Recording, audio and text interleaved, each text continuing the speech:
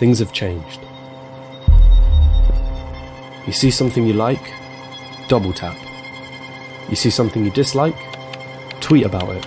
You're in a relationship, update your relationship status. Want to browse the news? Do it online. Want to find out your credit score?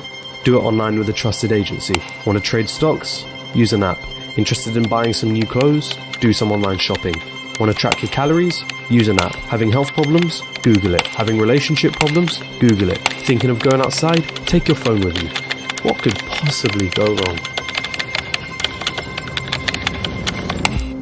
The depths of this industry, the really darkest corners, have yet to be exposed to any light whatsoever. This data, every location that you visit physically can be recorded. This valuable data is now a commodity that is traded amongst a handful of companies.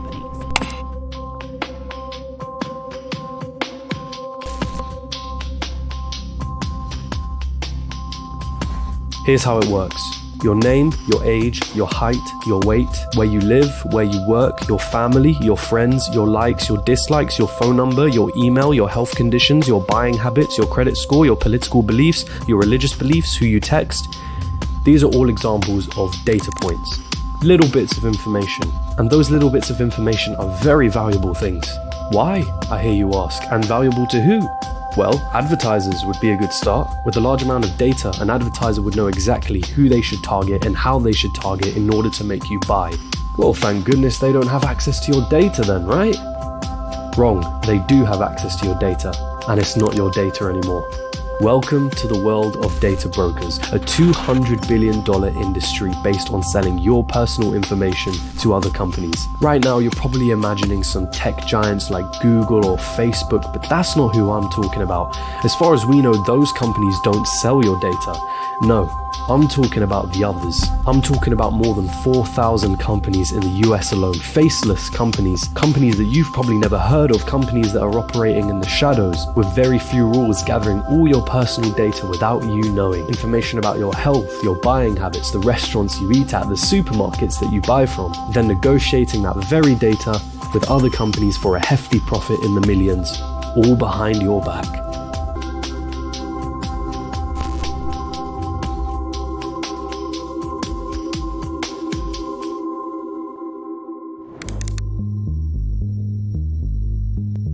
If we're going to start profiting off of people's information, we're going to have to start collecting that data. Sounds quite difficult, doesn't it? But it's a lot easier than you would think. Nowadays, people give out their information willingly and without realizing that this data can be extracted and sold. Begin with public information, things that you can find on someone's social media pages. There was nothing to hack. People were going to provide their own pictures, their own information. The pages that they like, the places that they visited, relationship statuses, hobbies, friends lists. Look at property records and land registries, court records, birth certificates, voter registration information, bankruptcy records. All of these things can be publicly accessed, but that's not enough data. Nah, we're gonna need more than that. So go ahead and find companies who are willing to sell their customers' data. Yep, your favorite retail store that offered you those loyalty cards, they've got all the information on what you've been purchasing, when you've been purchasing it, and how often you've been purchasing. And guess what? It's all up for sale. Retailers are finding out that they have a secondary source of income, which is that the data about their customers is probably just about as valuable, maybe even more so, than the actual product or service that they're selling to the individual.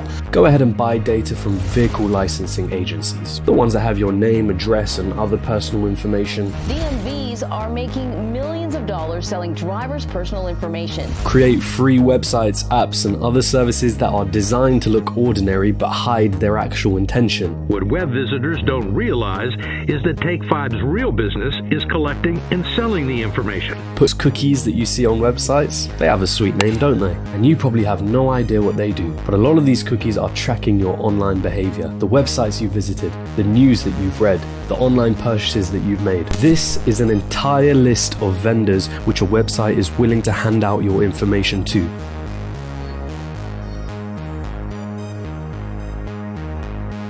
But is it even legal, you're asking?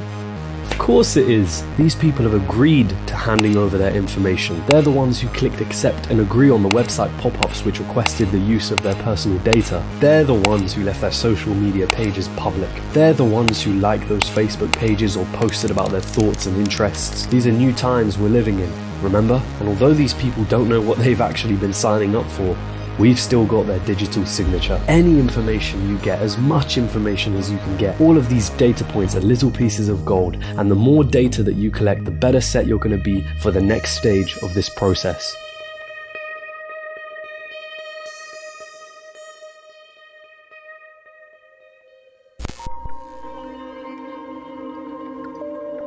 You see, data isn't just random bits of information. What data is truly, at its core, is human behavior. And with the data that you've gathered as a broker, it's time to start making your product. All this data needs to be sorted, aggregated. From all these people that we've taken data from, we need to start creating profiles. At the heart of this industry, we don't care whether a person likes this brand or that brand, or whether they prefer baseball or basketball, or whether they shop at Walmart or Morrison's. What we're looking for is patterns. And with all this data that we've gathered, we can start to identify patterns in how you behave and what your overall personality is like. By looking at just a few of your likes on Facebook, we can accurately predict what your political affiliations are. By looking at just your purchase history, we can guess how old you are, whether you're looking to lose weight, and whether you're a parent. By looking at your frequent locations, we can determine where you live, where you work, what restaurants you like to visit the most, whose houses you visit the most. By looking at your credit score, we can assess what level of income you're at and how much debt you're in. By looking at your contact list, we can determine who your closest friends are,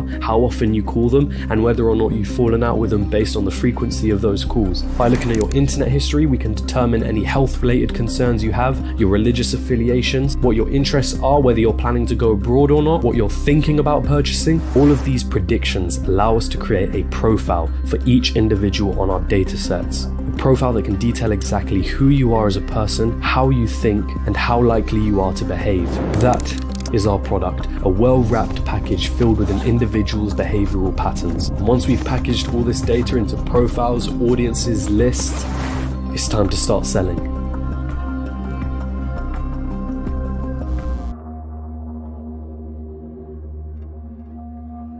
But who do you sell this information to, you're probably wondering? And the answer is damn near close to whoever wants it. Right now, your main customers are going to be marketing companies.